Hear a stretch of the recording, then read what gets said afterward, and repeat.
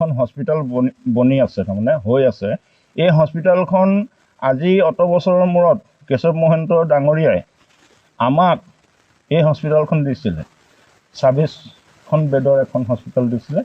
এই হস্পিটেলখন বনোৱাৰ ক্ষেত্ৰত যিখিনি মানে গাফিলতি দেখা গৈছে, মই এই হস্পিটেল কমিটিৰ মেনেজিং কমিটিৰ মানুহ হয়, আৰু আমি ইয়াত বাৰে বাৰে মানে প্ৰতিবাদ কৰা স্বত্বেও মানে হস্পিটেলখন হৈ আছে।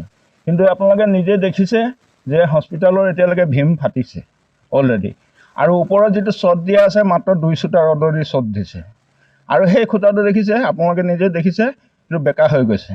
গতিকে এই হস্পিটেলখন অপূৰুগীয়া এটা সম্পদ আমাৰ কোটখৰীবাসীৰ কাৰণে।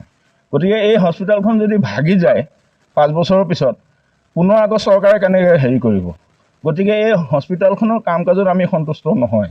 আৰু ঠিকাদাৰক আপোনালোকৰ জৰিয়তে ক'ব বিচাৰিছোঁ যে তেওঁৰ নিজৰ গাঁৱৰ যেনেকুৱা হস্পিটেলখন যেনেকৈ ধৰণে বনায়, তেনেধৰণে এই হস্পিটেলখনো তেওঁৰ নিজৰ গাঁৱৰ সম্পত্তি বুলি ভাবি পেলাই কামটো তেনেকুৱা ভাল হোৱা নাই, মানে যেনেকুৱা হ'ব লাগিছিলে।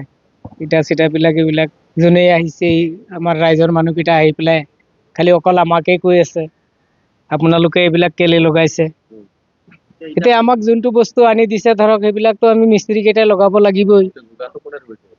ইয়াত যোগানটো এতিয়া ইটাবিলাক 1 নম্বৰো আছে, 2 নম্বৰো আছে, 3 নম্বৰ ইটাবিলাকো আছে।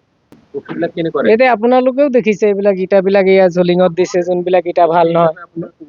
এই মিস্ত্ৰী হিচাপে ক'বলৈ গ'লেতো এইবিলাক আমাৰেই আমি নিজে কৰি আছো, হ'লেও আমাক পচন্দ নাই লগা। আমি কৈছো যে আপোনালোকে বস্তুবিলাক ভাল দিয়ক, আমাৰ নিজৰে হস্পিটেল হয়, আমাৰ জেগাৰ মানুহ। আমি এতিয়া এইটো কিবা এটা হৈ গ'লেতো আমাৰ ওপৰতে পৰিব না।